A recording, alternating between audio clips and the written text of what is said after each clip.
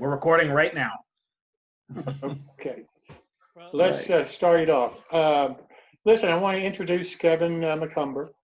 I've known Kevin a little while. I'm really impressed with him. He's a modeler, and he's helped Dylan and some other people in their companies get off the ground. He's probably one of, if not the largest distributor and manufacturer of narrow gauge around. And he has a specific view of the hobby that he doesn't mind talking about and sharing.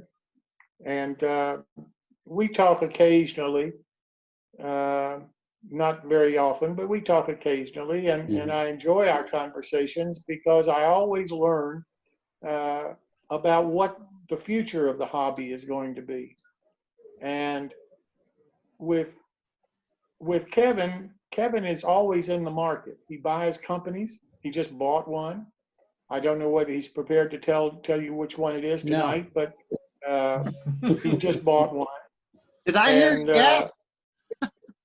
Oh, there he is, Colonel Sanders. Welcome to the meeting tonight. And with that said, I'll let Kevin take it from here. Kevin, thanks so much for coming, and I really appreciate it. Thank you, Jim. Do we have a hard stop, or do we have a format of these meetings you guys like to follow? Yeah, we like you to tell us why you're here and about your modeling and about the hobby and about your company and what you do.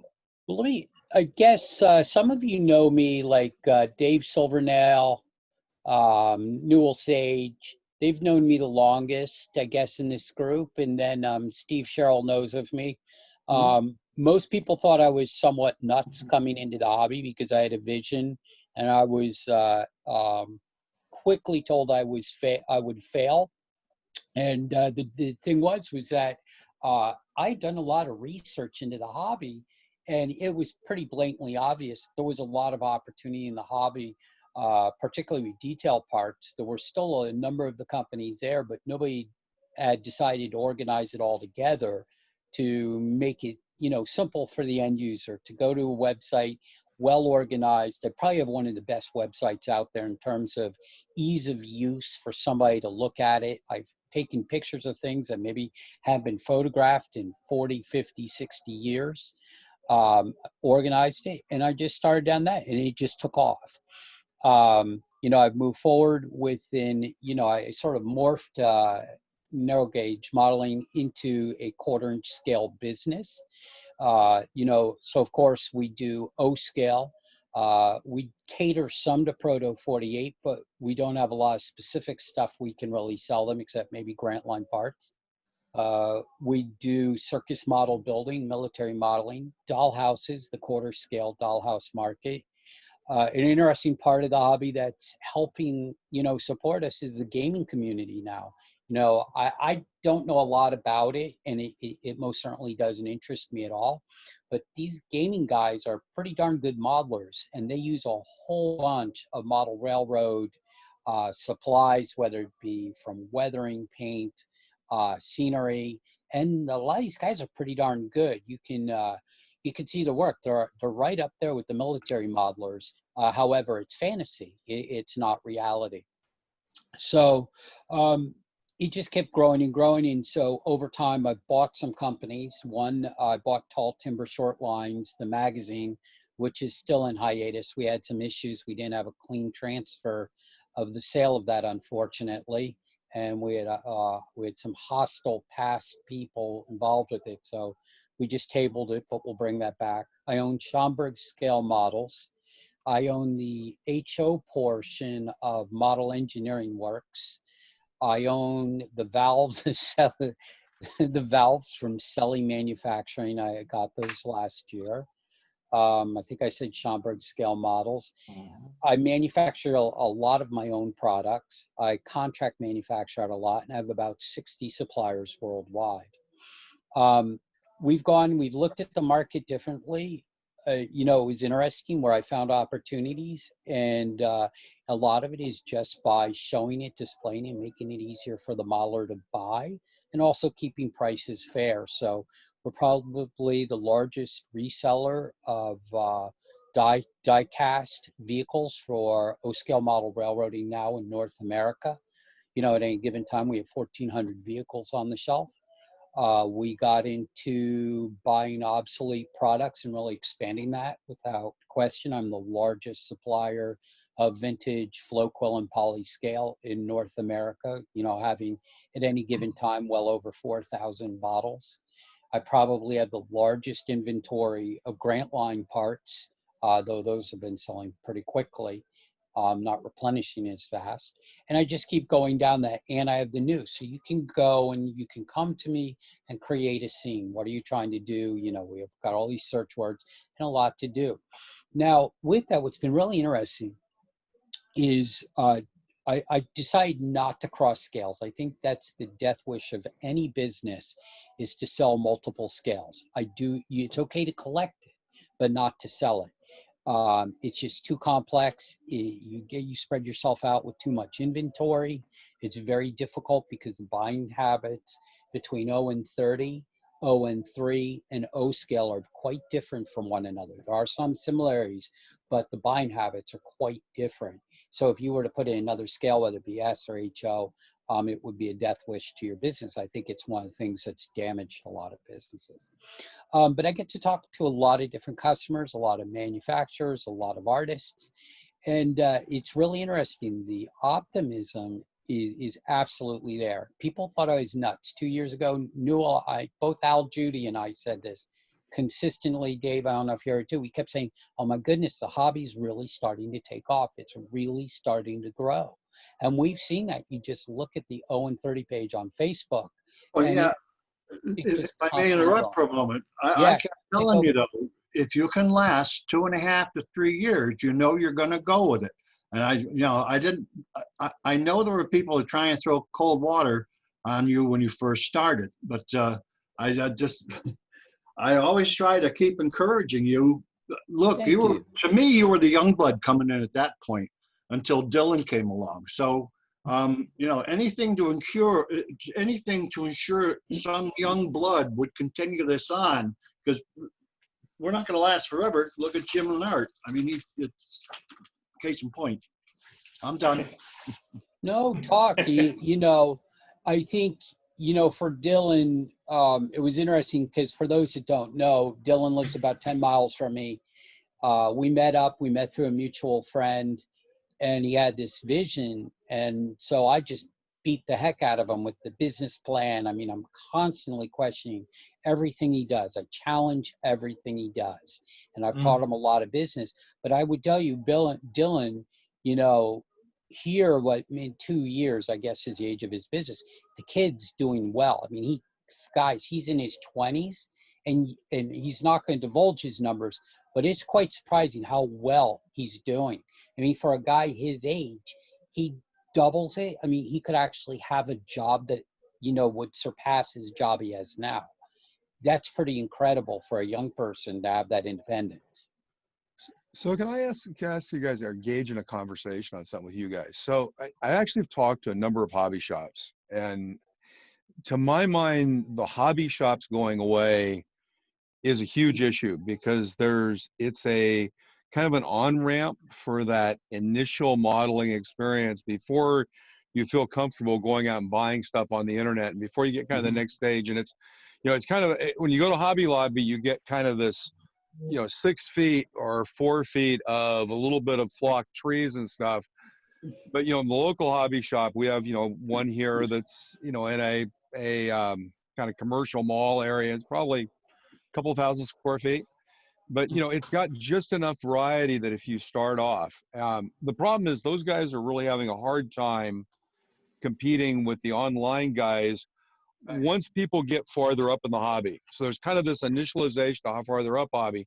The problem there is there's the long tail thing of things that you can buy without seeing. So I need 2 or 3 ground throws, and I know I want caboose ground throws, and I knew I'm doing 130, so I know it's spring loaded, and I need this model number. I can buy those online pretty easily. I know exactly what I'm getting. It's just a price question and delivery and tax question.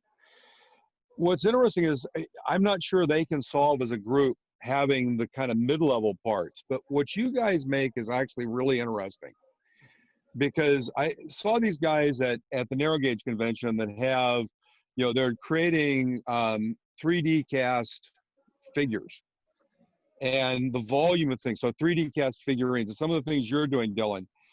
The question is, if you don't see those at a narrow gauge convention, when do you actually see those and be able to make decisions? And my thought was, what if the hobby shops could actually become almost a storefront for you, right? Where if you could create one of your products, put it there where they could see it. They wouldn't sell it.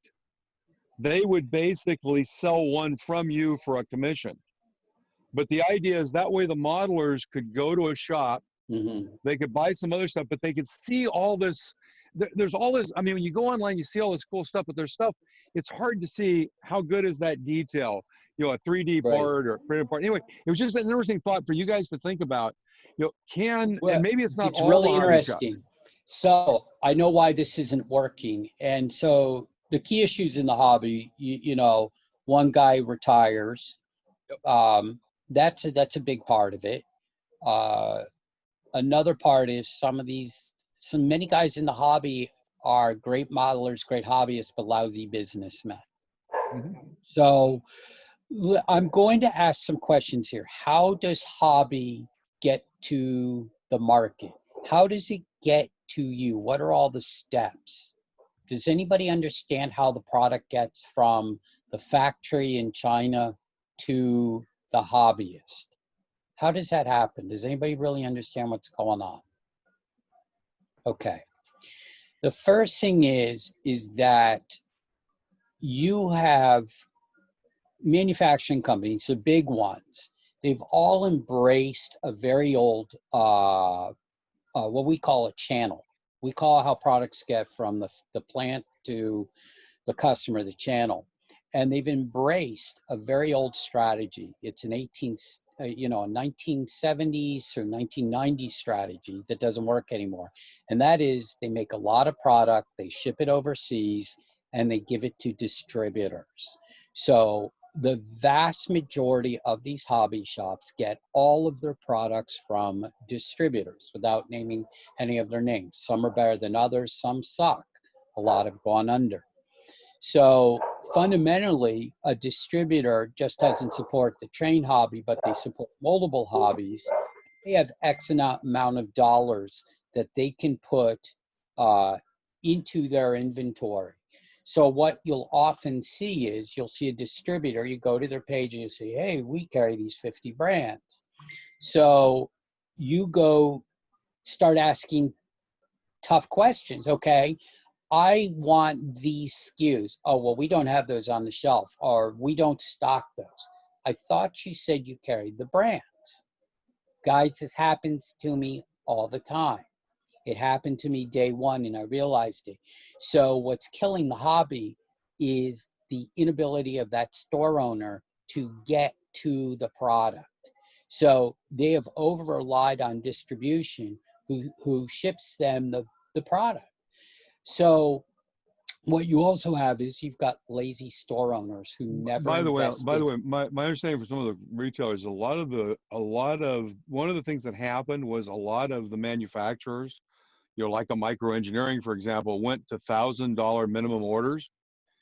And so the problem is, if you as a hobby shop can't either do it yourself or aggregate. And by the way, that was one of the other things I was suggesting to these guys, was aggregating ordering together as hobby shops versus going to the distributors. What they've done, you're absolutely right. They've allowed themselves to be disaggregated to a distribution layer that defines pricing and availability now. So that's very interesting. And so there's one other part there. So the store, a lot of these store owners got lazy. And the symbiotic relationship between the distributor and the store is something called terms. So these guys at the stores they've over-relied on getting financial terms. They're not buying their product outright. See, that was one of the things. So I came in and I said, okay, the biggest failure in the hobby, what's killing and damaging the hobby the most, is the relationship between the big distributors and the manufacturers. And so the distributors place the orders on the manufacturers, but they only do it when they get enough orders from the stores, the train stores. They don't get enough from the train stores, they stop carrying it. The manufacturers don't see the demand. The manufacturers stop making it. The manufacturers stop making it. The modelers get bored. They see the same crap. It shows up in the store. And then these manufacturers also have channels. So you then have within we call it, you don't take this term wrong, but we call it in business whoring the channel. So you give everybody your product, so everybody's fighting over it. The only people who make money on it are either the distributors or the manufacturers and nobody else. So one thing about narrow gauge modeling is 4% of my product comes from distribution. So you look at my store, over 2,000 line items, only 4% of the product comes from there. And what is that? That's commodities such as paint, evergreen, styrene, things like that. Everything else, I've been able to find manufacturers who don't want to work with distribution. So you go to my business, the over 2,000 SKUs, I own. I don't owe anybody anything. It's my inventory. And so it behooves me to learn what the market is and only sell those things and establish relationships. And these suppliers love me because I send them an order every month. You know, they don't have to pay the distributors. So the problem fundamentally with these stores ever catching up is not if we gave them product. They need to go out and find 60 people like us to give them the product. And it's available, but they have to make that effort to do that. And so what goes in is, and you have store owners, because they're doing terrible, saying, oh, the hobby's dying. It isn't dying. I can't keep up. I literally have a stack of 40 orders on my desk. 40 orders. It's nonstop every day, all day long. People asking me. And so when I would find the trends, I would just, go to people to make me the products. I said, I keep getting requests for this. I'd make it, people would buy it, and then I'd make the next thing. But there is huge demand out there and nobody to fulfill it. A good example here of a total fail, I don't care if anybody from Testers was here, is not, there's a failed business model. Not only did they stumble after the Flowquill polyscale thing, I made a small fortune off this. If I had 1,000 bottles of grimy black paint, I'd be, taking a vacation here.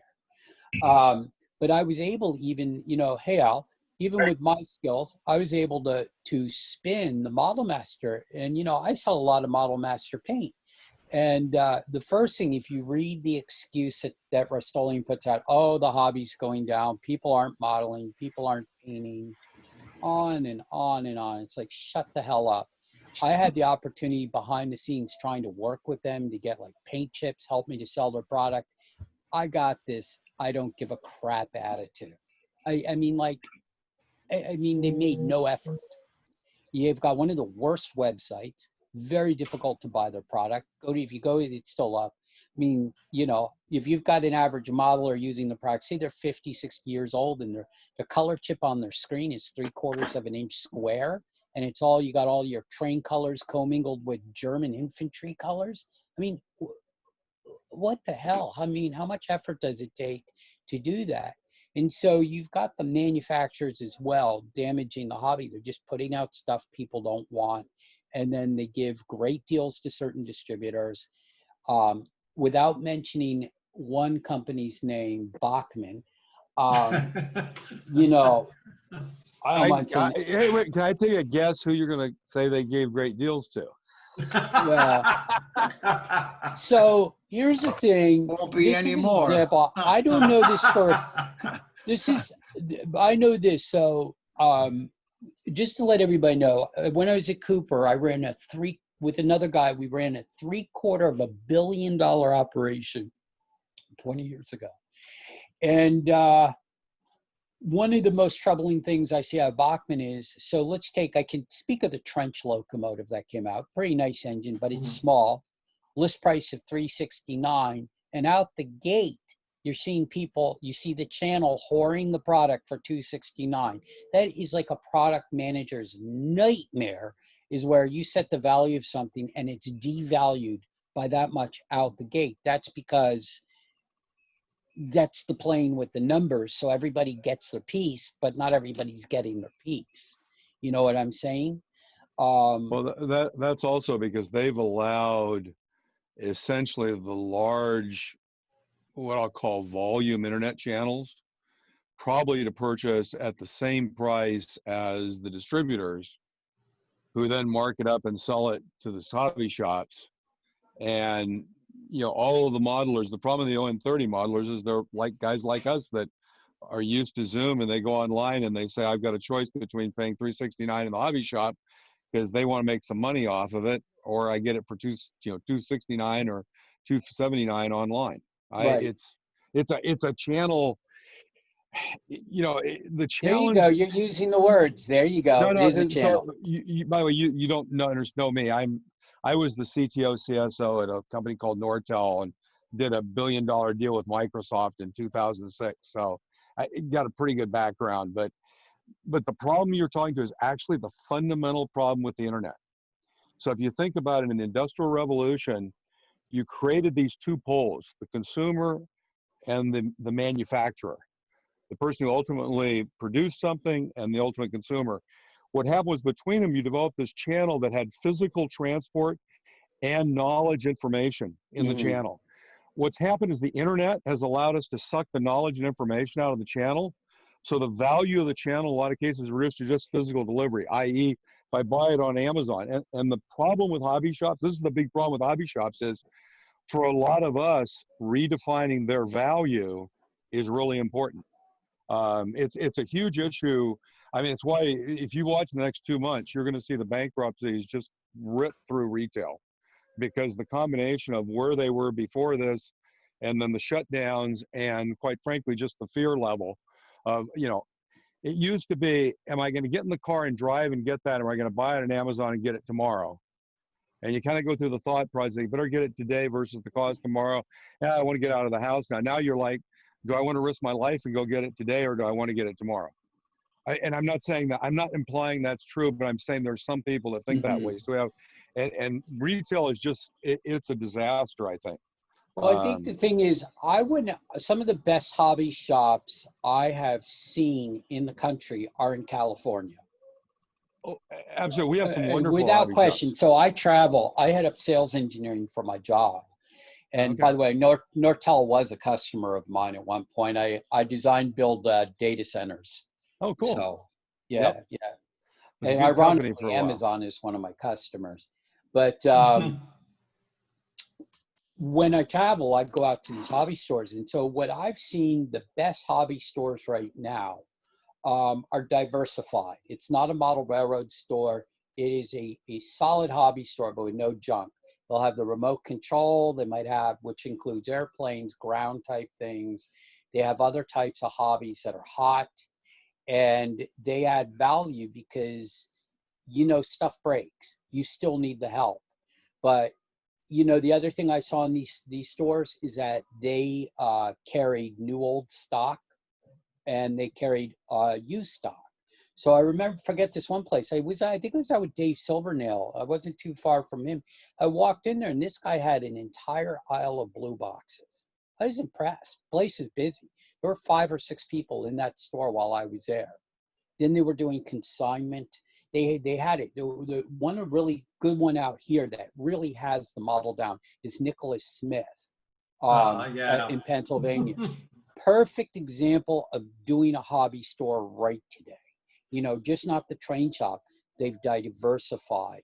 And that place was slammed when I went there. So we all know a hobby shop can sustain, but they better be good. And I think there are people willing to pay more. Now, granted, I'm on the internet, but, I do shows. I'm a sponsor of the Harrisburg Narrow Show. I charge fair prices. I don't undercut. I don't raise. I look at the market prices. But the fact is I would tell you 80% of the product in my store or more, you could not buy at one hobby store in the United States. Easy. I can easily say that. And there will be a time when my manufacturing gets large enough that I could sell to a hobby store. I think the other value is ease of purchase of the internet. I mean, right here, we're talking to one another rather than a telephone or a meeting. And I mean, this is great. We can't have a train show. We're pressing some flesh here. you know, on a screen. Uh, but there's limits. So like within my business, I have no interest in going into engines or rolling stock. I may go into track because there's a you know, consumable for that. You know, people buy one thing, they want to buy a lot of other stuff. But I think there's opportunity even now for stores to open.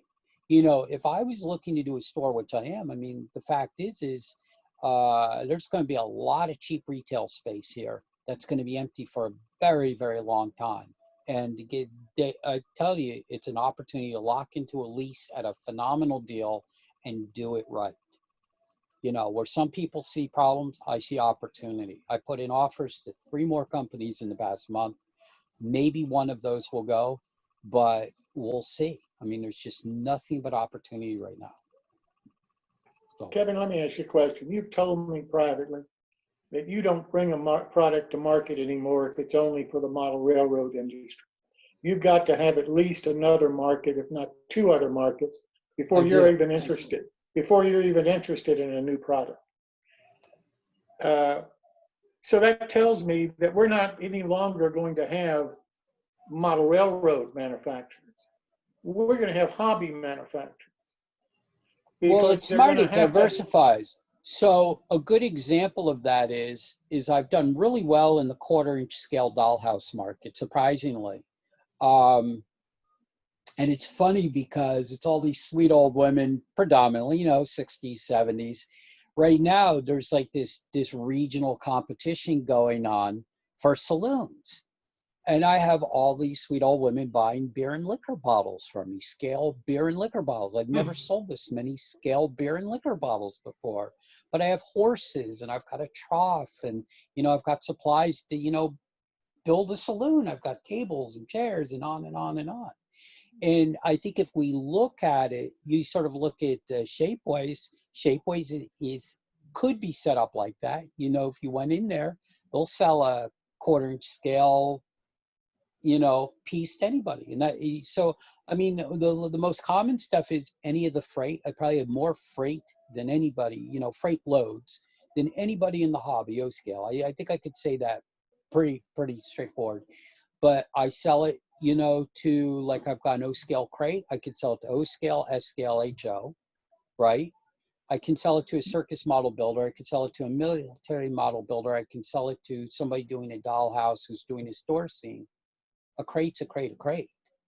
And that's how, you know, you know, spreading out your thoughts and your development of mobile things helps. Yeah, I think there's 2 sides to this you have to think about. I mean, there's one side, which is if you look at the market and the market for selling, let's say we are part of the scale market or the miniatures market, right? So if you took the miniatures market, you've got military miniatures, you've got dollhouse miniatures, you've got, you know, action figure miniatures, you've got railroading miniatures. And, you know, again, if you don't think about this as us as hobbyists, you look at it as a marketeer, that's how you would segment. And I think what you're saying is there's actually 2 very interesting dimensions to this from a thought process. One is from the customer facing side. I mean, if you think about the business, again, the business has these 2 sides. There's the producer over here. That's the guy that actually made something. So what Dylan is doing, he's a 3D producer over here. On the other end, you've got the consumer. And the question is, how do those 2 get together so this thing that got produced goes over here and money comes over here? And I think there's 2 sides to that. I think there's a side that says, and this is a channel concept. And by the way, if anybody's interested, go to Amazon, put in the word napkin logic, and you'll actually get the book I wrote. And there's one topic in the book that's actually the topic of channels. And so the idea is what a channel does, if it costs me too much to reach you as a customer, as the manufacturer, because you're not going to buy enough of what I make, a channel sits in the middle and it takes products from multiple manufacturers and brings those all into the customer. So the value it brings to the customer is greater, so it can pay for the cost of the marketing.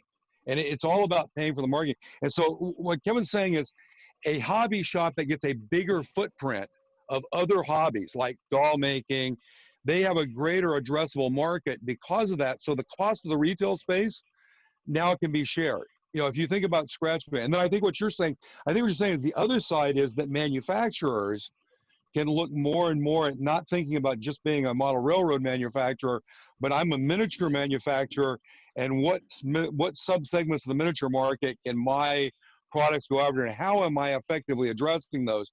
Because if all you do is go to narrow gauge conventions, you're going to only be able to get that addressable part of the market. It's a really interesting Correct. thought process. I mean, And it applies on both sides if you think it through. That's well, excellent. and that's exactly that's why I came in, and that's why I don't cross the scale. That's why I don't do HO. But it's interesting. I've gone into HO and find things out of scale, and I have quite a few things in my store that are HO, but that were scaled wrong. Right. So Cool. you look at it, I don't mind sharing this among you guys.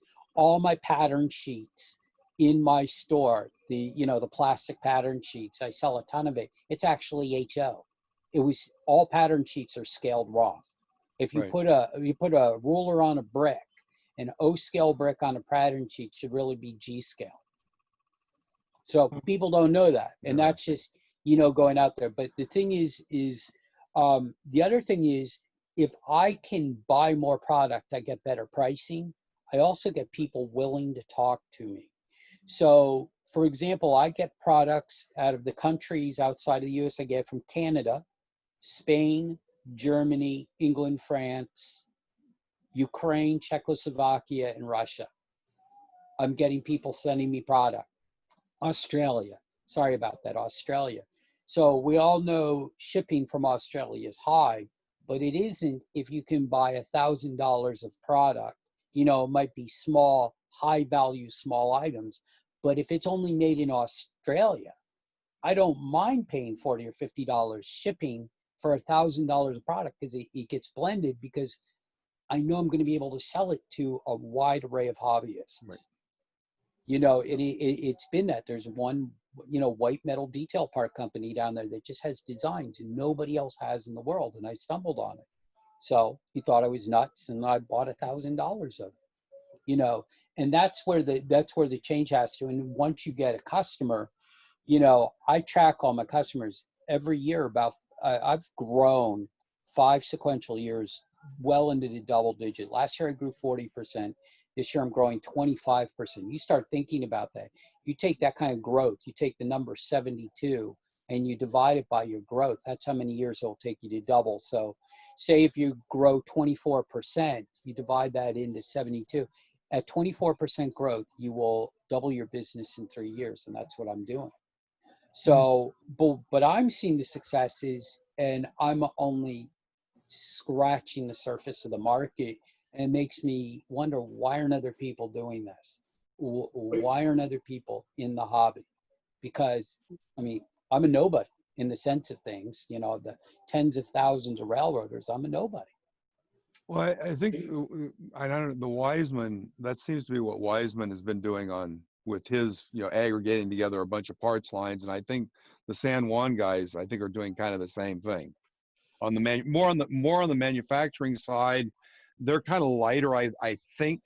Well, definitely the San Juan on the distribution, on the kind of customer facing side, but Wiseman definitely, I know that he does an awful lot on eBay, because if you look on eBay on O-Scale, you see him a lot there. I But do. I think it's an interesting concept. Just the concept of aggregation and consolidation is always interesting. And I think the other thing that I wonder about is the intellectual value in a lot of what's there, and how easy it potentially is to replicate by taking that intellectual value into the future. Especially knowing what Dylan knows about, if you can get things into a digital domain, how quickly you can reproduce it. And the cost structures, there's this fundamental cost structure between the way tooling used to be made and the way you can do tooling with 3D, or the way you can do direct to 3D, and what the cost points are in volumes. And I think there's this dynamic in this industry that, if you really were looking to make a business out of this, understanding that dynamic is really important. Quite frankly, I'm just at the point where I'm past being interested in this business. So it's only interesting from the perspective of the other seeing thing it. is because I work with Dylan a lot, what I always explain to Dylan, is it good enough? We get away with an 0 and 30 we don't have the same standards as the HO guy who's buying that Bowser locomotive, right? It's nice, but it's not a deal breaker. So if finding people within the hobby where it's good enough, you know, a lot of this stuff is good enough. I mean, you could go to look at like model power stuff that is not even good and it's sold. But you can do what Dylan's doing is pretty darn good stuff. First of all, for the price versus, you know, spending month after month of trying to create a, you know, vulcanized rubber mold and spin casting it in, you know, pewter, and then a guy busting his ass for, you know, a couple weeks trying to get the thing together. Dylan can push a button and give you one for a fraction of the cost. Now, the other thing that makes the 3D modeling interesting is time to market. You know, the ability to come up with a design, conceptualize it, and commercialize it is unprecedented. You know, Dylan can do the artwork and then take it, you know, to commercialization in probably 4 to 6 weeks. Oh, easily. There's some of them I could take even quicker. It's just the question of getting the stuff in, that, you know, getting the parts in. Once you design it, that's great. The design part for me is easy. I could probably design something once I get the idea in my head within a couple days. I think the record is the Climax cab I came up with. I did that in about an hour and a half because I already had the picture in my head of what I wanted to do. What is helpful is that this 3D printing just makes it easier. You don't have to wait for tooling. Now, there is a little bit more cost involved per unit, but yeah, it's still at a point where you can make money on it. But the biggest problem is getting everything together. Like, I'm working on a little critter right now. I call it the Type B. I based it off of the Brookville that Rick Rowlands in Youngstown got off of the Railroad Museum of Pennsylvania and re-gauged. You know, I saw a picture of that. I'm like, oh, you know what? That would be kind of cool. You know, nice tiny engine, and I've got a mechanism that'll fit. Great, fantastic. Then coronavirus hit, and shipping just from Europe became an absolute bear, which I didn't realize it was going to become a bear at the time. I don't think anyone really did until, you know, a week later I realized, oh, crap, I don't think I'm going to be able to get these here in time. Now, everyone who pre-ordered it is just like, yeah, when they show up, they show up. But I'm like, you see, the problem is, you know, when you get the anticipation, because I ordered the drives like 2 days before the virus really just started shutting everything down. And it's a mess. So but your ability to improvise and adapt. I would tell you another failure within the hobby, and Al Judy's been a great, Al Judy, you know, is well known within the Own 30 community, but he has a huge retail background. I mean, he worked for, forget the name of it, but a top retailer. He's pretty good at it too. But he made it very clear to me, and Dylan, I've done the same to you. He said, you're going to have to work twice as hard. I work every day. I literally work on my business every day. I'll tell you, see some of these train businesses, they don't work every day. I mean, I'm up early, I go to bed late, I'm building, you know, the equity in my business, I'm building the intellectual property, you know, that's part of it is the work ethic, but it's hard to get in this hobby. You've got to work hard, and just depending on that distributor to ship your products, you know, every 2 or 4 weeks, it's just a downward spiral. You know, you're swimming to the bottom of the swimming pool. The sad part is some of the stuff. You know what I hear about this though, when I talk to Kevin and so forth. The manufacturing, we're in a miniatures market now. We're miniature hobbyists. We're not model railroaders today. People in the hobby that they want to read about what other hobbyists are doing. They want exposure to the techniques, the tools. When Mike was talking last time we were together, Mike wants to have 2 or 3 different people from different hobbies talk about the 5 best tools that they use in their hobby, because he's a tool guy. And he's looking for tools to solve problems in his modeling. And he can't just stay anymore within the model railroad community. because basically in the past, we've all bought from Micromart basically, and we've all got the same tools. So Mike is saying, you know, I want to do some different things here. I want to build some models maybe a different way. So I'm outside the model railroad hobby. And it seems to me the hobbyist is doing what Kevin is doing in his business. The model railroader is becoming a miniature hobbyist. And he's looking outside the model railroad manufacturing base, the modeling base, in order to gain skills, in order to gain knowledge. And that to me is a total different kind of hobbyist than the past model railroader has been. I Yeah, think that it I think agree. that's I think that's always been true. I mean, if you go all the way back to famous model railroaders of the 50s, that was all about figuring out how do you take things that you can get your hands on and model with them. I think the real difference here, and I think it's a community thing, quite frankly, is so by the way, I have this fundamental belief and kind of that if you look at the model at model railroading, there are kind of like four branches to the hobby. There's kind of the first branch of the hobby is, you know, people who like to collect trains, and they have, you know, a wall of brass engines in their house and really like to have every one of that engine. There are folks who like to run trains. Then there are folks who like to build, and there are lots of branches of building: cars, engines, scenery, structures. And then there's a group that likes to do operations. What you tend to see is this tends to be a group where we are of builders, people who like to build.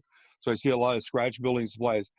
What you've seen a lot of in the hobby over the 80s and 90s was an awful lot of people doing collecting and running, and then an awful lot, and that was a lot of just buying like the good enough kits.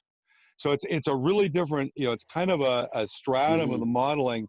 And I think what you're seeing is you're seeing a lot of modelers that, you know, kind of built something there. Now they're beginning to do more detail. And the ON30 community is kind of that kind of community where you can start off easily and then you start adding more detail as you go through it. So You know, it is one of the the thought process. I'd like to add a fifth part to the hobby, and it's a big part for me, is history. The history is a real part because I go out looking for, I mean, like where I was looking for a house this week. I learned there was a 3-foot gauge railroad, a lumber company railroad that went through the town. Of course, I'm like, I can't wait to get out there to see if I can find the track bed. But you get into this hobby though, but one of the things that's really changing, the enterprise layouts are going away. There aren't a lot of people have these big basement layouts anymore. And I think what I'm starting to see are people, and Jim was touching on this, is you have a diorama that a train is running through versus a model railroad. You know, there seems to be a lot more emphasis on getting a lot more in a small area. So that was one of the acquisitions. I don't know if everybody knows Globe Circus, but you know those wagons that those circus wagons you used to see on K-Line.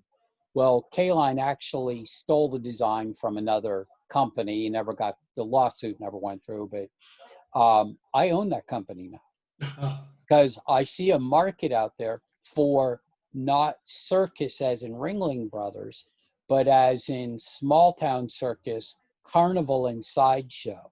I see that, and once I get settled, I'm going down that avenue, you know, because the ON30 modelers like doing sketchy things, you know, shady little scenes. You know, that's the love of hobos, right? You've got that little hobo camp, and it's sort of sketchy. And we like doing those things in the hobby and having a little bit of fun and being a little bit creative. And you're going to see a lot more opportunities for new types of scenes coming into these railroads.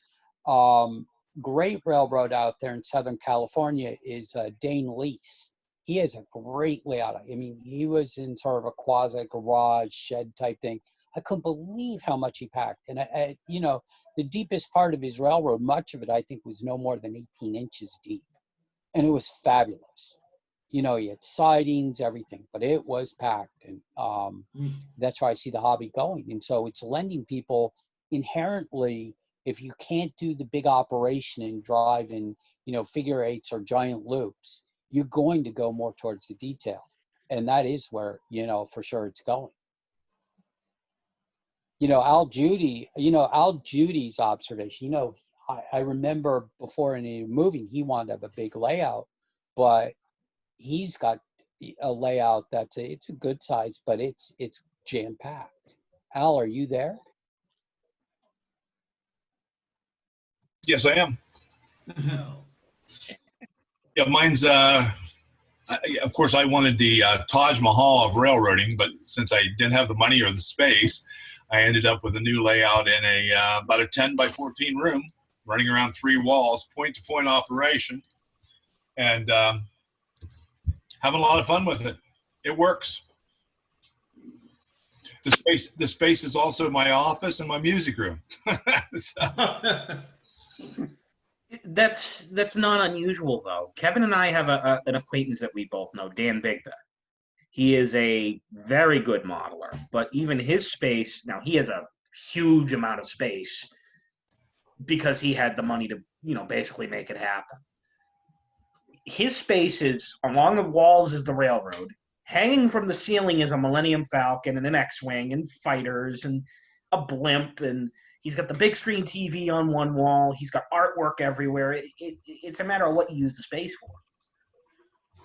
You know, I'm wondering if we're going to see this more and more, that it's not just a railroad space, but it's a hobby space. It's a space to enjoy stuff. Mm. It was actually interesting. I did a tour of a layout that is up by Sacramento by us, and it was exactly that. They built an addition, and they had like kind of a music area outside, very arty as you came in. It was an OM30 layout set in the mountains in California. I think it was may have been Yosemite Valley, and he had come to the conclusion that none of the pictures were in color. So because he couldn't figure out how to colorize the pictures accurately, he was modeling in black and white.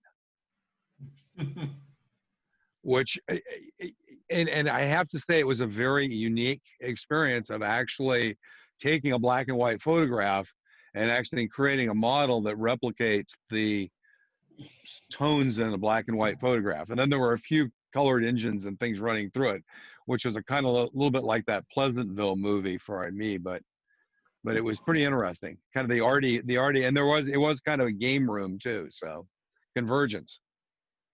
I know the layout you're talking about.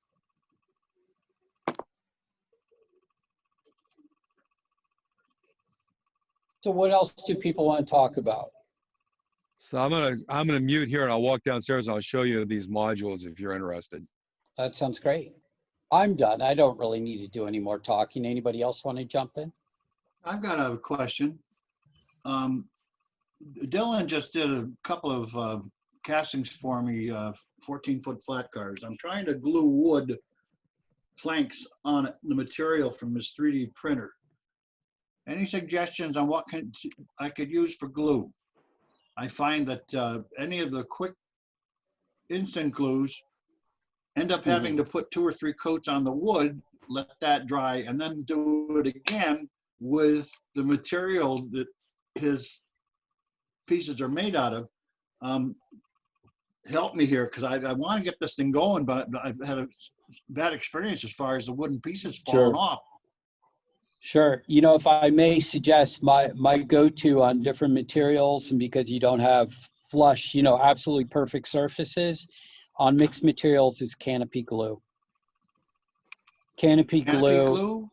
Canopy glue. Yep. There we go. And it works great. If people don't know what canopy glue is, it's what the old airplane modelers would use. And that's how I learned about this, was airplane modelers. That's how they would put the canvas, or whatever you call that material, onto the wood frame for the airplane wings. And it works great. So can you guys hear me now? This is actually, I moved to a phone. Yes, we hear you. Yeah, we can. Yep, cool. I'm gonna flip cameras here.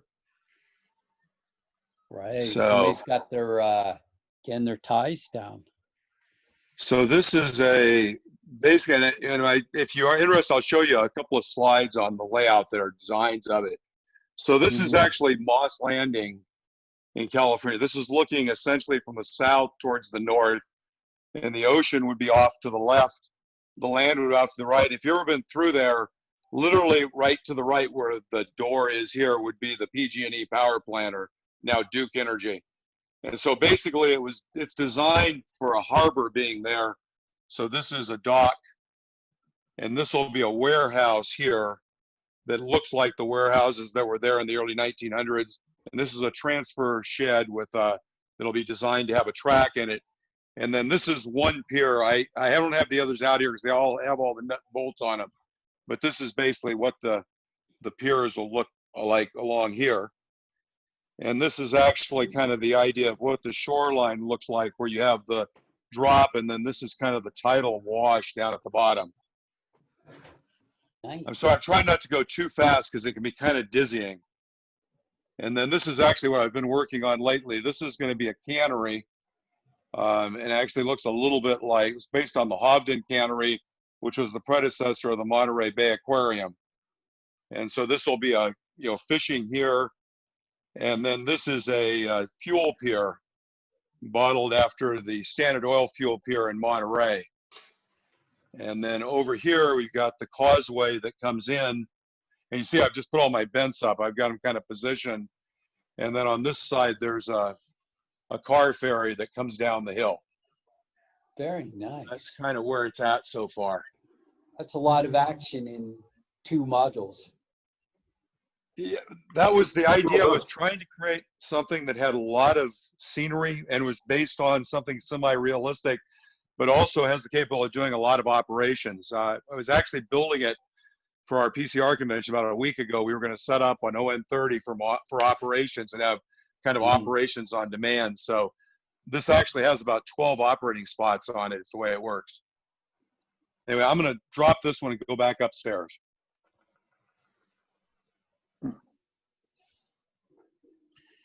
He just can't sit down. You wind him up and he just keeps going. That is a good module though. Yeah. Terrific. I hope he lives long enough to finish it. He looks like he's pretty well along. I mean, he's farther along than me and Kevin. Should have it done by next weekend, right? Yeah, well, Now, if it was you, I would say it'll be finished by next Tuesday. Al is the fastest modeler I've That's- ever met. That's right. I don't know. He was abducted by aliens or something. I don't know how that. If somebody was. posted at 10 o'clock in the morning and says, wouldn't this be fun to build? By 2 o'clock in the afternoon, I have it built, weathered, lettered, and sitting on my layout. That's right. That sounds like something you would do.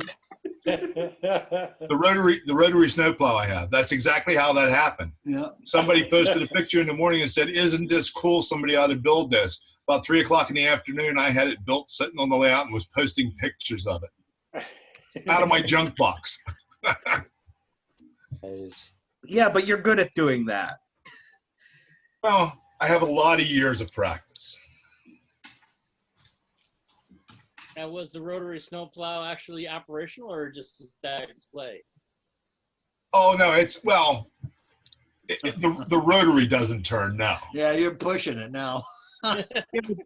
Give it 2 more days. Hey, I don't even use DCC, so don't ask for too much.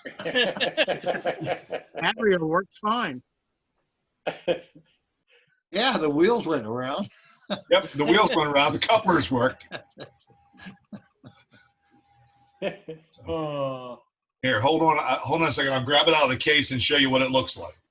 all right. So I got to admit, though, it looks like Al finally got his camera for his computer. That finally appeared. I know he ordered it through Amazon, and it was it obviously must have finally showed up. Nope, still don't have it. Then what are you? Then how are you trying? It's still lost in space. I ordered another one from someplace else and got it in 3 days. The one from Amazon from 7 weeks ago is still lost, and Amazon claims that I can't do anything about it. It's due to the COVID. So anyhow, let me hold this up here so you can can see it. Everybody Ah, see it there? Yeah. yes. Yep, used a Shea boiler, put it on a Bachmann flat car. The rotary is off of an Athearn snowblower. It has a tender car to go with it. So threw that one together in about 4 or 5 hours. I hate you. Built it, weathered it. No. You practice, Al and I are close friends. Kevin, you've been a modeler for 10 minutes. Keep practicing. Yeah, your speed is unmatched. Go easy on him. He's new. He is new. He is new. We don't want to You were- lose him. You guys were talking about repurposing other products. When I first started weathering in 1970, none of the weathering powders or pigments or any of that was available. Nothing was on the market. So you had to come up with all your own stuff. That's right. So along with my junior high art teacher, I developed, using paint pigments, 16 colors of weathering that I still use today, because I haven't found anything else that works any better, and making your own is way cheaper. So that's just an example of repurposing another product. And it's Yeah, a damn good one. It is. Well, you know, it's interesting you mention that, because the weathering that I sell, I got from military modelers. I thought that what I was seeing within the model railroad, specifically targeting the model railroaders, was overpriced for what it was. And so I started, so I do MIG ammo, but they've got a lot of things that they use on tanks, different kinds of washes. And what's nice about having them pre-mixed, you don't have that learning curve on how much solvent or water or color. That really helps model, but that's all military modeling right there. Right. You know, Because I blend all my own colors, but I've spent years hit and miss till I got them exactly the way I wanted them. right. 3 different shades of rust and dust and grime and soot. But, you know, when you're blending 2 or 3 colors to get that perfect pig iron rust brown, you know, Mhm.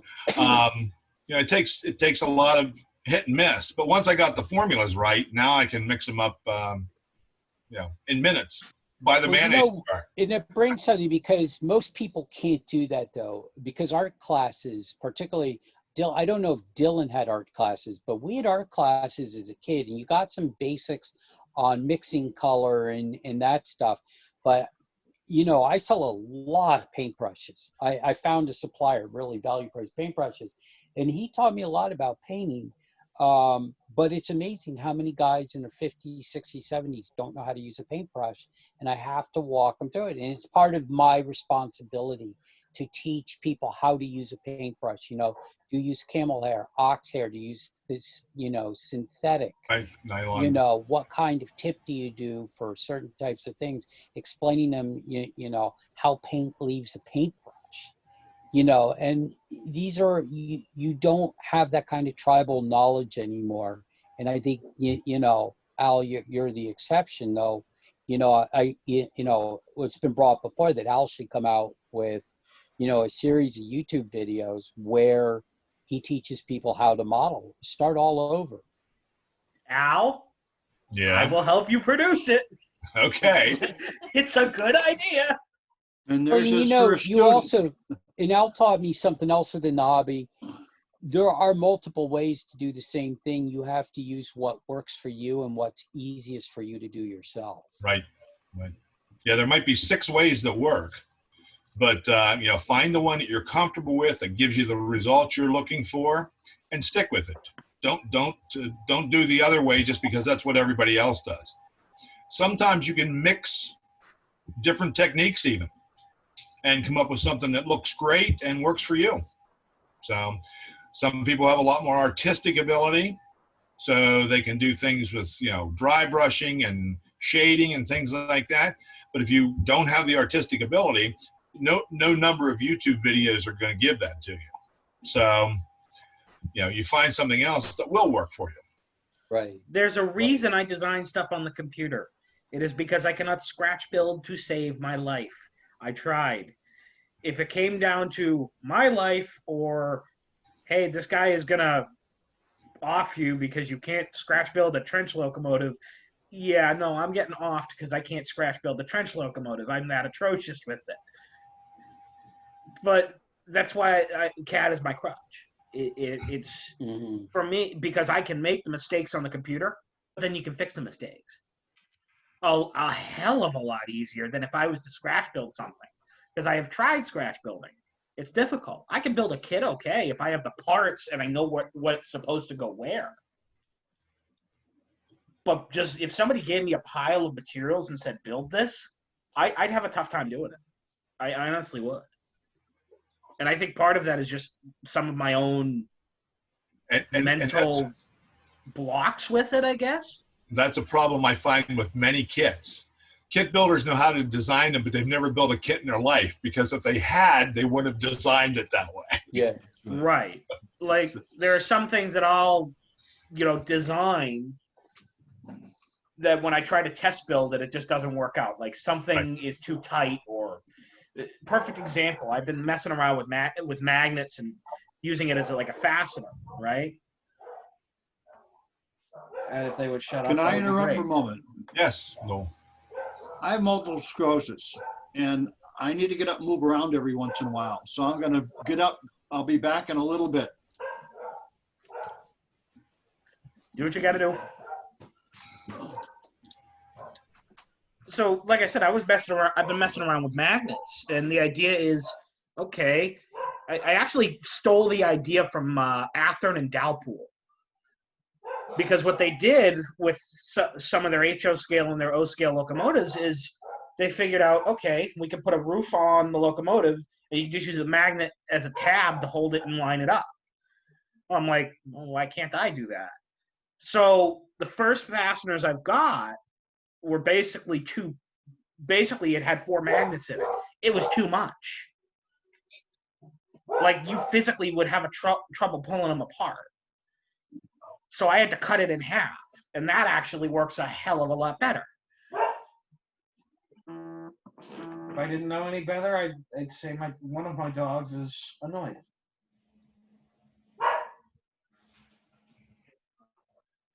Really?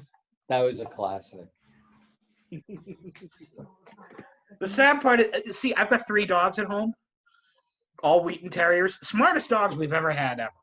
They can open and close doors. They just great dogs. The moment they see something and go squirrel, they just go ballistic. Or if they see somebody walking by and they're like, you need to pay attention to me, out comes the barking. Oh. I'm good. I really don't have anything else to talk about. I mean, I found tonight enjoyable. The one thing I want to leave with is I think we really have to focus on a positive attitude, and we have to get these people out of the groups in our hobby that are really cancerous. There's some people that are really. Al's had to deal with this. I'm Al's backup on the Owen 30 Facebook page, but we've had to remove some people that are pretty damn cancerous, and one person can really just go through and upset or destroy morale pretty darn quickly. And that's why, we have to stop looking at the half empty, half full thing. We've got to be half full. We've got to be grateful for what we have, but we do need to find more people to get in this hobby and invest. Well, I know I've said it before, but I'll say it again. It takes a level of crazy to do what we do. It does.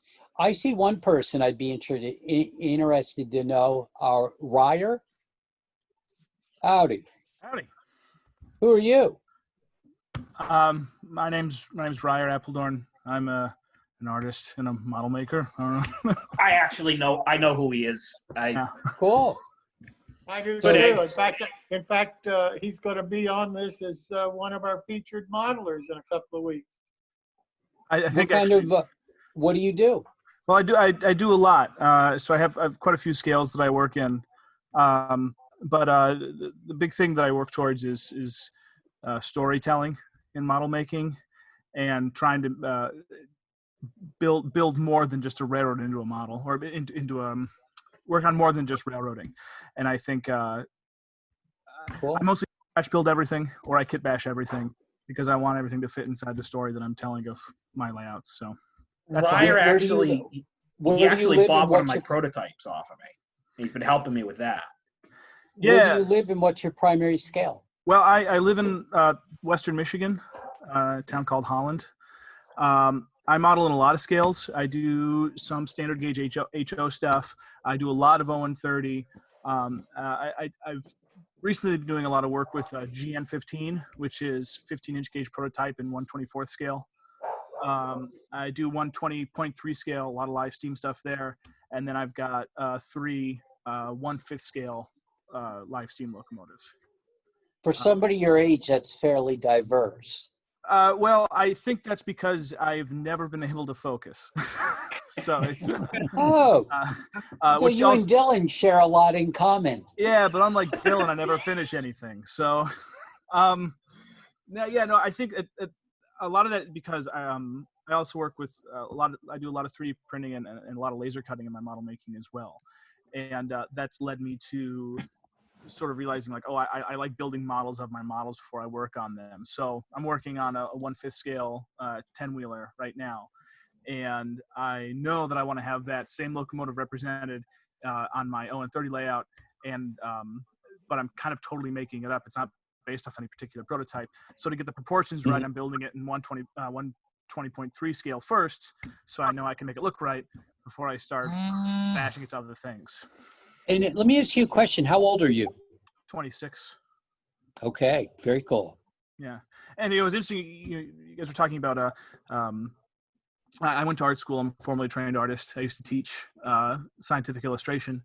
And it's amazing how the basic concepts of being of fine art training translate over to model making really well. And actually, I used to work at a hobby store, and the thing I always told people who came in who were asking, how do I get better at, weathering rolling stock?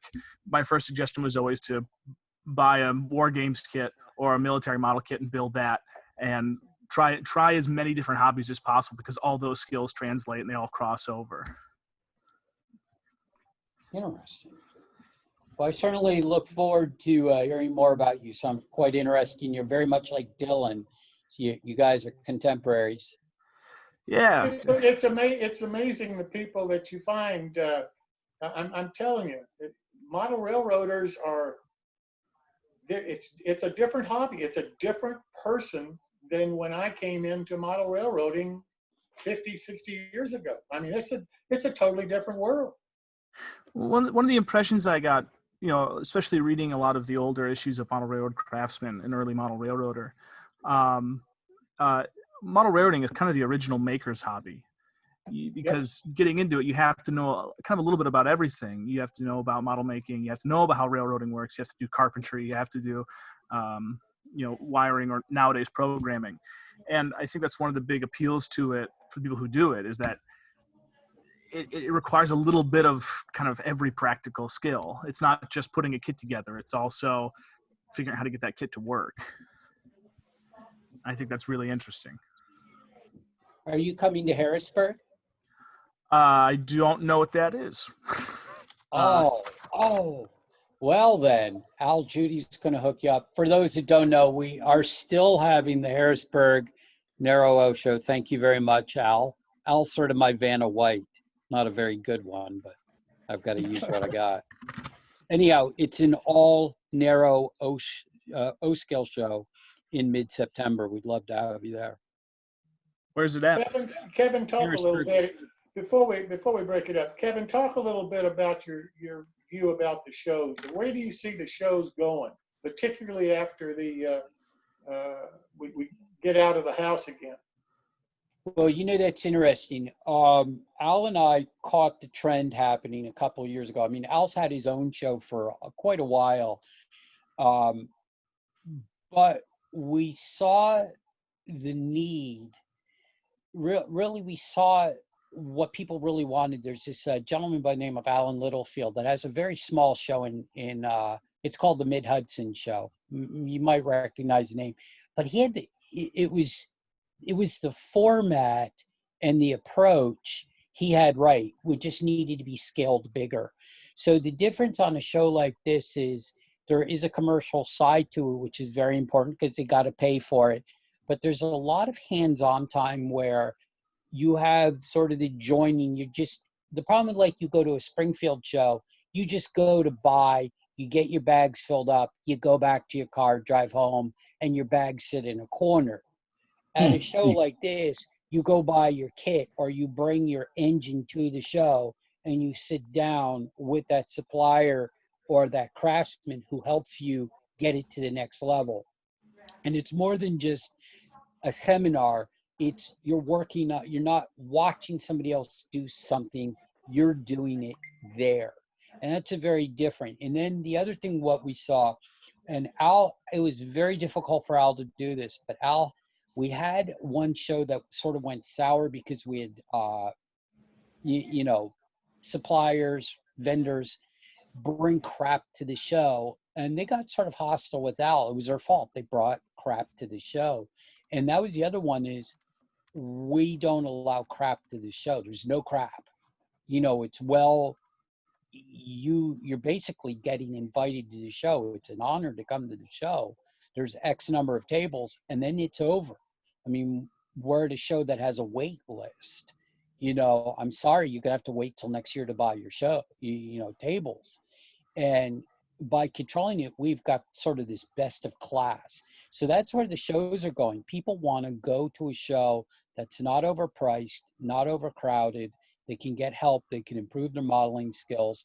And then, of course, most importantly, there's some camaraderie. You know, hanging out with the guys and just talking trains in a casual, you know, format, you know, have some good food, you know, hang out together. That's where it's going. The big shows, they're done. I'm going to put I put my neck out there so many times, said things. People go, you don't know what you're talking about. The big shows are done. They're done. The thing is, this is more than a trade show. It's more like a social event.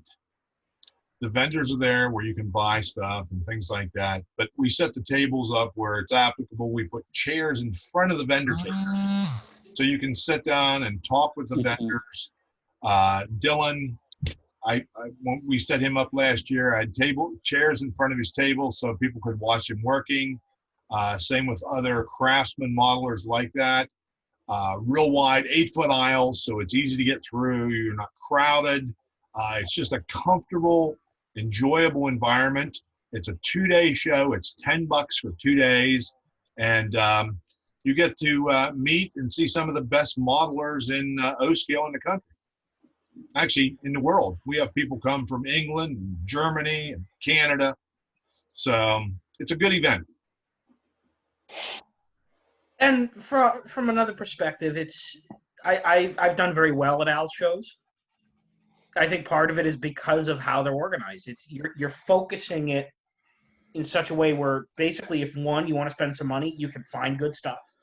If you want to find help, you can find it. And if you just want to find somebody to talk to, just to shoot the shit, you can find them. It's not like a huge show like Springfield. Like, I like Springfield, but I've gone to it for 15 years, since I was a little kid. It's huge. Good luck finding somebody to talk to. There's only a handful of people there that I know personally. You know? So it's like, you feel kind of lost there. And that's nothing on them. They do a good job putting the show on. But the problem is that also it's a very, if you're a vendor, you go there, it's expensive to put on. I always get a chuckle. People say, "Oh, I did so great selling at Springfield." Well, how much did you freaking pay for the tables for days and your hotel and your food? You know, that all comes out of your profit. And I took the last one I went 2 years ago, Dylan. I took $3,000 with me to spend, and I couldn't spend $100. I wasn't going to spend money for the sake of it. Every last 0 and 30 item I saw was well above market. I'm not talking deals, was well above market. And I just walked right by it. There was nothing new that you had your big suppliers. So I'm using Woodland Scenics here not to throw under, but I mean, what haven't we seen at Woodland Scenics? I mean, it's all over the internet. It's on YouTube. I mean, it's everywhere. It's What's Kleenex. at a trade show? Now they do seminars. Don't get me wrong, but you're better off if you could find somebody who does scenery, maybe a cottage industry, who can sit down there and actually show you how to make a tree or actually how to flock. I don't know if they do that, but that's the opportunity of these smaller shows. You get these smaller vendors in that can really teach you those craftsman skills, just not plugging a tree into a hole on a bench, but how to make a tree. We've got 2 tree manufacturers, probably 2 of the best ones in the hobby. That would be Harrisburg. 3. But the thing is, because it is so focused, you come in and it's 100% what you're interested in. You can go to a show with 1,000 tables and you might walk past 250 before you find something you even want to stop and look at. Here, every table is O-scale narrow gauge. So if that's what you're into, you're going to get all of it you want to see. And Jim, that goes back. That's why I think the HO guys, and this goes to the NMRA, their opportunity. I think HO should just be with HO. Lionel and American Flyer should just be together in terms of shows. Trying to get these shows all gauges, all things, doesn't work. I would beg strongly to disagree. I think there are different market segments. I think the ON3, ON30 modeler segment of the model railroader community can support local or focused regional shows. There's O-Scale West out here in California. You're doing that, your show in Harrisburg. Those are very focused, kind of scale focused shows. A lot of the shows like the great train shows now are really more what I'll call almost public hobby interest shows. And that's why there's so much junk there. I mean, if you look at their attendance, it's dramatically folks that are not in the hobby. And I think they're good for 2 reasons. One, they're good as an attractor and a place to bring people into the hobby and see it. So I think there are different purposes, different markets, different segmentation. Well, on the great train shows, I don't hear many complimentary things said about them. Well, but again, it may be because of my customer base too. Right. They're not trying. So for us, we're the cherry pickers, by the way. We're the guys that show up at 3 o'clock on Sunday looking for the deals on that truck we saw. The reality is they're really about families coming in and, the kids getting excited about the trains and buying a train. And hopefully, there's some seeds planted there through that. So. Right. And there's a place in the hobby for that. A place in the hobby for that. But I think you're right. I think it's an interesting question about the kind of the focus shows and, the more model railroader focus shows. Well, from a vendor standpoint, like I said, or from a buyer standpoint, I can go to Timonium, 900 tables. Okay. I can take $2-3 grand, and there's times I go and all I buy is lunch, So, you never know what you're going to find. It's so hit and miss for people like us. But for the beginners, yeah, they're fantastic. Right. I agree. Kevin, you mentioned there ought to be just a separate for Lionel and that kind of tin plate trade. It's called York, Pennsylvania. That's right. TCA. TCA. And if you're a member of the TCA, it used to be, to even be a member of the TCA, you had to have 2 existing TCA members go on the hook and recommend you and say, yeah, he's a reasonable person, we ought to let him in the group. But if you could get in the TCA and you ever went to York, you'd be at York every time they opened the door at the fairgrounds, because that was the place that you were going to find, either in York at the fairgrounds or in the motels before the show opened. That's where you were going to find the Lionel piece that you've been living for your life. Yep. Well, I think that kind of It's just a giant focus show. It's a giant focus show, absolutely. Now, the TCA had regional shows, and when we lived in Michigan, I could go to a TCA-related show probably every other weekend for the whole year. But once you'd been for a few months, you pretty well knew the people that were going to be there selling, and they were selling the same stuff that you'd seen before. That's because they had it priced too high. Exactly. But at York, that's where the action was. And you got to hand it to the TCA. They really built that York and that area for the collectible models. Now, it sounds to me, Al and Kevin, that you guys are doing the same thing in your part of the world for the narrow gauge community. And well, I think we see other opportunities as well. What we see is the problem is in the shows that try to be too many things to too many people are getting so diluted, and people are getting turned. We see it, and we see it all the time. I mean, we see it in comments, talking to people. I mean, that's just how we researched it. People are really turned off by train shows now. They just view them as more like flea markets rather than train shows. Just a lot of stuff, often overpriced, the wrong stuff, too much Lionel, and row and stacks of crap HO. And it's damaging the hobby. And a lot of brass. Yeah, brass is starting to show up more and more at these shows. Lots of brass. Cheap. Well, we're dying off too, so our kids get it and they don't know what to do with it, so they get rid of it any way they can. It's coming out of the woodwork. But, Yeah. Going cheap too. Yep. Alan, Kevin, are you doing anything different or special for this year's meet?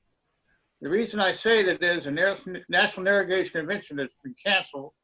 Right. You're going to be the main show in the East. Yep. Well, at this point, we're going to have to restructure somewhat because of the virus and the time of year, but we're going to make adjustments. I mean, we still have 3.5 months to go. So we're constantly, every week, we're talking about what do we need to change or whatever to adapt to the changing things.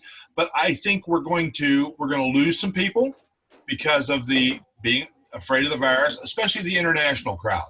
Most of the people from Europe and even a lot from Canada are not going to come this year because of this. Will they not be allowed to come? No, they're afraid to come. I've talked to quite a few of them, and they're just leery to come. But that being said, I think with the National Narrow Gauge Convention being shut down 2 weeks before, I think we're going to pick up a lot of people from that were planning on making that trip and are going to get a big refund that may make the trip, because we very well might have the first narrow gauge show in almost a year. Yeah. So I have the only gauge show. But additional tables, are you have any possible room for additional tables? Well, we actually talked about it's a 13-acre property, perfectly level, and Kevin and I talked about it. And if there's enough overflow from the convention, we talked about even getting one of those air-conditioned tents like they use for a wedding reception, setting it up right outside the building to accommodate another 100 vendor tables if we can sell them, you know. So, I mean, we're just going to wait and see. At this point, Pennsylvania is opening up. They're already allowing group gatherings of 250 people. Okay. So I think once we get, with the exception of a resurgence, I think we're going to be fine to have 500 people or whatever, come the mid-September. What was your attendance last year? 286. But I moved in December and 100 miles, and we had to relocate the show, find a venue, and get people in there in 3 months. So for the quick turnaround, I was pretty happy with last year.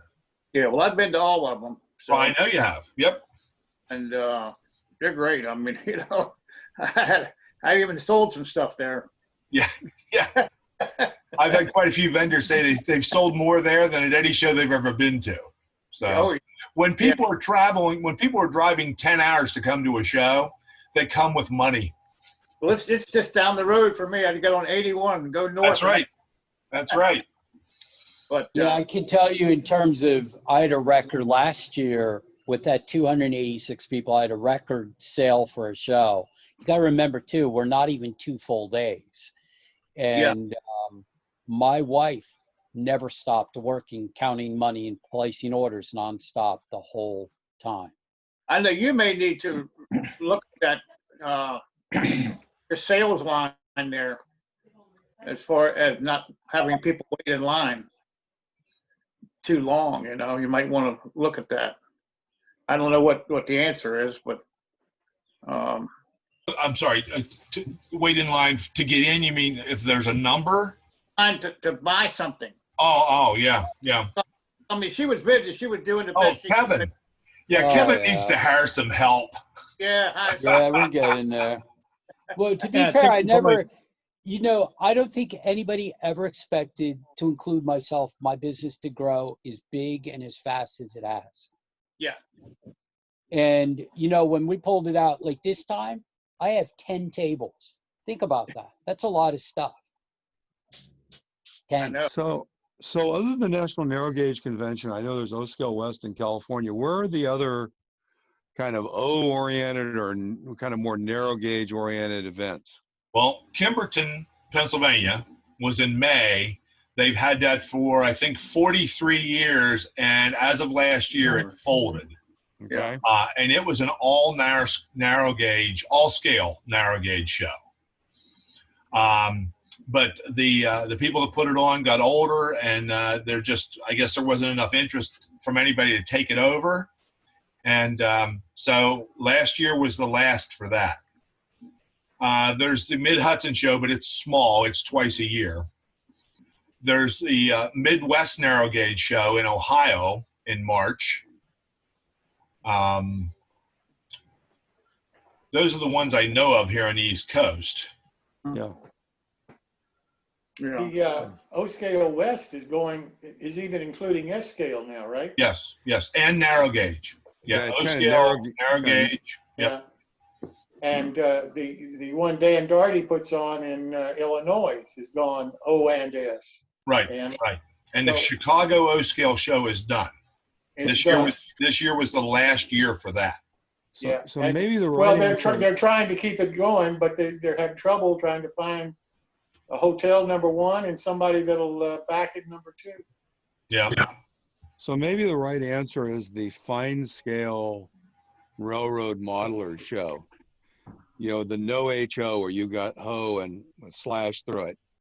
And just because it sounds like there's kind of this thing of saying that if you look kind of across O, it's interesting if you think about, somebody made the comment earlier about other scales or other hobbies. There's kind of like a foundation of tools that extend out over their other hobbies. So you can have doll making and airplanes and military modeling for tools that are the same.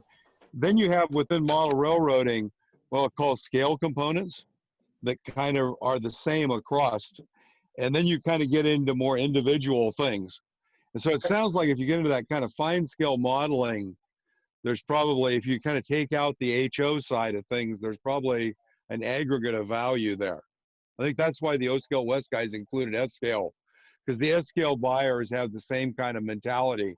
So it's a mentality of the buyer versus a scale thing, maybe. Well, they tried that out here and it didn't, I don't know the success, but I can tell you one, it was an expensive show to attend, and it may have been too far down that realm.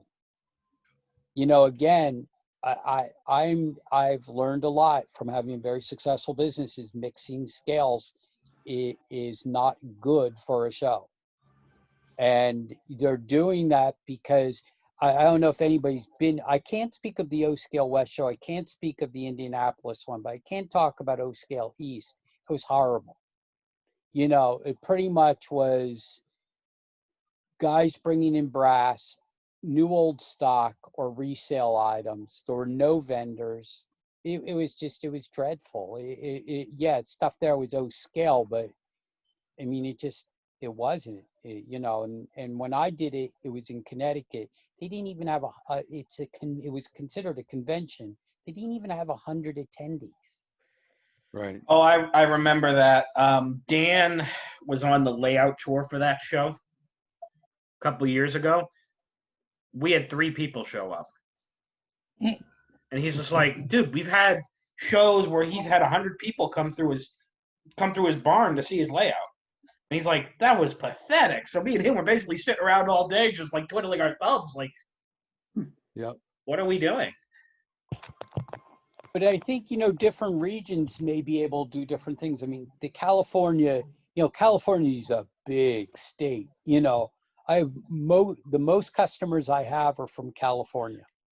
But then again, I have to remind myself it's like the entire East Coast. You know, there also seem to be a lot more in general, more modelers out there. You know, there's a lot better leadership. So you've got the guys in the north who do OM30, and you guys got the guys down in the south. They're 2 of the best run OM30 club / modular groups in the nation, without question. You know, I remember going to this guy Scott Robertson's house with Dave Silvernail. He turned me on to Scott. They had like 25, 30 people in the guy's house just hanging out talking about trains. I said, wow. You know, you have to do things that meets, you know, the market needs. But in the East, Al and I have figured out this is the model that's going to be successful. We will probably extrapolate it into a broader all O scale opportunity. But the trick is don't let the crap in, you know, keep it simple. Don't make it too long. You know, I would, in looking at what they did with the narrow gauge convention, I think it was a mistake to cancel it. I think they should have had a plan B, and I think they should have truncated it. You know, still do it, but do less. You know, don't be so elaborate. And that may be an issue. I may be mistaken on that, but I think trying to be too elaborate can also be a downfall.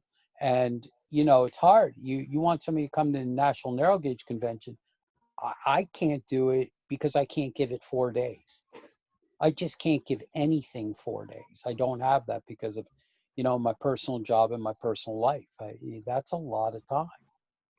And so, but I think Al and I are going to continue seeing successes with his show. And that's why I sponsor it. But the narrow gauge show will stay independent. If we do an all O scale, it will be a separate show. Thanks. Thanks, Al. Yep. Well, listen, guys, I thank you so much for being here tonight. Yeah. And Kevin, thank you so very much. Al, thanks for showing up. Yeah. You're welcome. Sorry, I thought it was 8 o'clock. Dylan told me it was 7. What can I tell you? All right, so next week we're going to have Jeff Grove of Carolina Craftsman Kits. Is he giving everybody who attends a free kit? Of course he is. But don't hold your breath. Tim. Anyway, Jeff's going to come and talk about his kits and what's going on with him. Yeah. And the following week, Ryan is going to be here. You met him a little bit tonight, thanks to Kevin's asking who he was. And I think he's really going to be an interesting guy for us, because when I found him, I guess I just looked up and I started corresponding back and forth. And hey, guys, I got to jump. Thank you. Yep. Thank you, Kevin. Kevin. And invited him to come. So he has agreed, and he'll be here in the 6th of June for that show. So, guys, thank you so much for coming. I've enjoyed it and hope you have, and hope you learned a little bit that'll help you in your modeling. Thank you so much for having us. Thank you, Jim. Yes, thank